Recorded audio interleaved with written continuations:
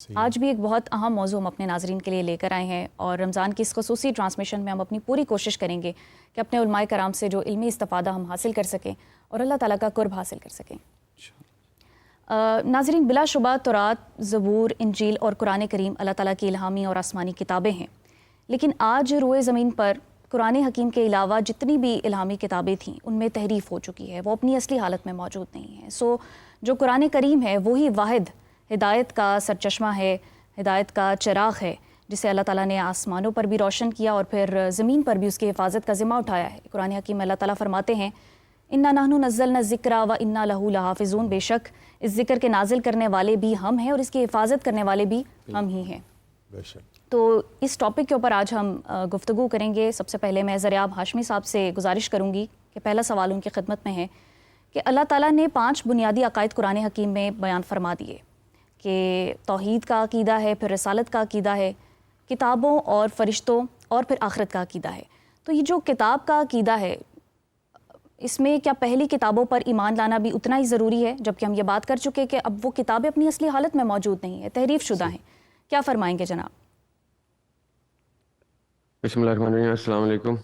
وعلیکم السلام۔ اور جی، یہ انٹرسٹنگ اور اچھا ضروری ٹاپک ہے آج کا، کیونکہ رمضان کے حوالے سے قرآن پاک کے نزول کے حوالے سے گفتگو ہو رہی ہے۔ تو قرآن پاک کا نزول جو ہے اپنے آنے سے پہلے، اس قرآن پاک کے آنے سے پہلے قرآن پاک کے آنے کا ایک اہتمام ہوا ہے، ایک پریپریشن ہوئی ہے۔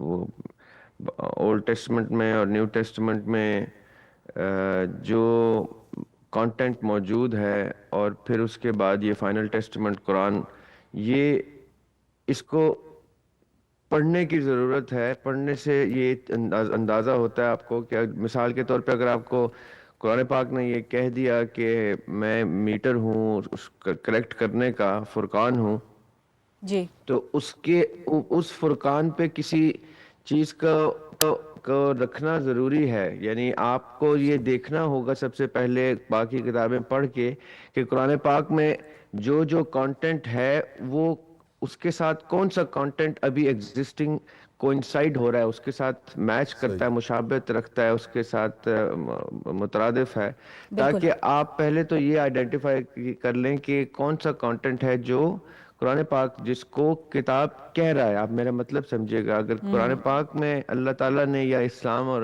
عقیدہ اگر یہ کہتا ہے کہ ایمان لانا ہے اس چیز پر جس چیز کی قرآن گواہی دیتا ہے، جس چیز کی قرآن شہادت دیتا ہے، تو آپ نے اسی چیز پر ایمان لانا ہے جس چیز کی قرآن شہادت دیتا ہے۔ اور قرآن جب شہادت دے رہا ہے تو ہم نے وہ آئیڈینٹیفائی کرنا ہے کہ وہ شہادت جس کانٹینٹ کی دے رہا ہے، وہ کانٹینٹ کہاں کہاں کس کس صورت میں پایا جاتا ہے۔ اب اگر وہ کسی کتاب کی صورت میں پایا جاتا ہے تو وہ کتاب معتبر ہو جائے گی۔ اگر وہ کتاب کی صورت میں نہیں اور لوگوں کے دلوں میں وہ کسی طرح پایا جاتا ہے، جیسے حفاظ کے دلوں میں قرآن پایا جاتا ہے، اس طرح اگر لوگوں کے دلوں میں وہ اس کا ایسنس پایا جاتا ہے، جو کتابیں نازل ہوئی ہیں، جو میسج پہلے آیا ہے، تو وہ میسج آئیڈینٹیفائی کرنے کی ضرورت ہے۔ یعنی فرقان کا مطلب یہ ہوتا ہے، قرآن پاک کا جو نام فرقان ہے، اس فرقان کا مطلب یہ کہ اس کے اوپر، اس کے ساتھ جو چیز بھی کسی بھی مٹیریل میں اس کے ساتھ اس کے مطابق درست ہوگی وہ مان لی، تصور کی جائے گی۔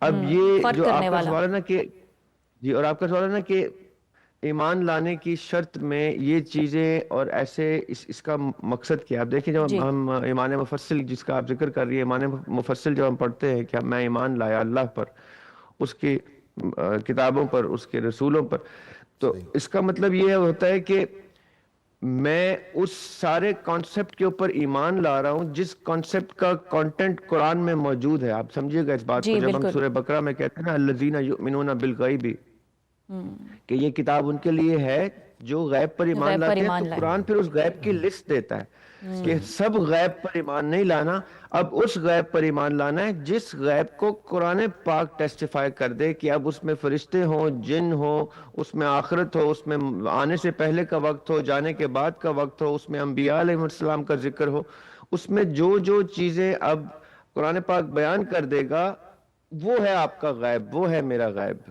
کئی چیزیں ایسی ہیں جو قرآن پاک کے مضمون، اس کے سبجیکٹ، اس کے کانٹینٹ سے ملتی جلتی ضرور ہوتی ہیں لیکن وہ قرآن پاک اس کو ٹیسٹیفائی نہیں کرتا، تو وہ ایریا ہوتا ہے جہاں پہ ہم کہتے ہیں کہ یہ قرآن سے میچ نہیں ہوتا، اس لیے اس کو تسلیم کرنے کی ضرورت نہیں ہے۔ جو چیزیں پھر قرآن کے ساتھ میچ ہوتی ہیں، اس لیے اس کا میں تھوڑا سا ایڈ کر دوں، وقت کے ساتھ ساتھ انسان کی گروتھ کے ساتھ کی نشو و نما کی اللہ تعالیٰ ساتھ ساتھ اللہ تعالیٰ نے اس میسج کو جب پہنچایا ہے تو اس کا جو حصہ قرآن پاک کہے گا کہ اب ہم اس کو فائنل ٹیسٹمنٹ میں لے کے آئیں گے، وہ باقی ساری ریولیشنز جو اس سے میچ کرتی ہیں اس کو معتبر کرے گا، اس کو ویلیو دے گا۔ اس کا مطلب یہ ہے اس کو گلوریفائی کرے گا۔ یہ آگے چل کے ہم پروگرام میں مزید ڈسکس کریں گے، تاکہ میں چاہتا ہوں باقی بھی گیسٹ اس پہ اپنی رائے دیں آپ کا، کیونکہ ٹاپک اچھا ہے۔ آئی وانٹ کہ باقی مکتبہ فکر بھی اس کے اوپر اپنے رائے کا اظہار کریں۔ جی حافظ حبیب الرحمن صاحب سے ہم یہ جاننا کہ 4 اسلامی کتابیں جو ہیں یہ مختلف ادوار میں نازل ہوتی بالکل، تو یہ مختلف ادوار میں نازل ہونے کے پیچھے کیا حکمت عملی؟ السلام علیکم ورحمۃ اللہ وبرکاتہ۔ الحمدللہ وکفا والصلاۃ والسلام علی من لا نبی بعدہ۔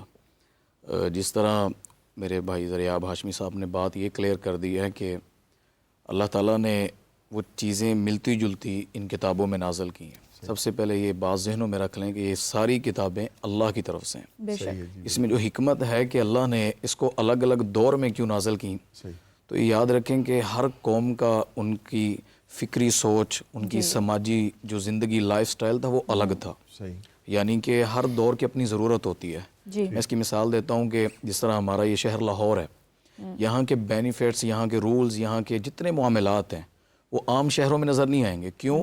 یہاں کی ضرورت اور ہے۔ اللہ نے جس طرح قومیں نازل کی، جس طرح تورات ہے، تورات ابھی وہ قوم جو ہے نا وہ غلامی سے نکلی تھی، تو اللہ تعالیٰ نے ان کو پھر شرعی احکامات جو اس میں تھے، قوانین تھے، اللہ نے وہ سکھائے۔ اور جو زبور اللہ نے نازل کی تو وہ اس میں اللہ نے اپنی حمد و ثنا، اپنی تعریف، عبادات کے اوپر اللہ نے بات کی ہے، کیونکہ ان کو اس چیز کی ضرورت تھی۔ پھر آگے جا کر جو انجیل ہے، اس کو اندر اللہ تعالیٰ نے روحانی اور اخلاقی جو اس کا مرکز بنا کر اللہ نے اس کتاب کو پیش کر دیا۔ یعنی ان کی ضرورت یہ تھی، ہر دور ہر قوم کے تقاضوں کے مطابق، بالکل ان کے مطابق، یعنی بالکل جب پھر قرآن آیا تو اس نے ان سب چیزوں کو سمیٹ لیا۔ اور اس کی وجہ یہ ہے کہ وہ الگ الگ اس لیے اتری کہ وہ قوموں کے لیے تھی، کسی ایک خاص جگہ کے لیے تھی۔ ایک وقت میں 2 نبی بھی موجود ہوتے تھے، تو ان کی شریعت، ان کی باتیں الگ الگ ہوتی تھیں۔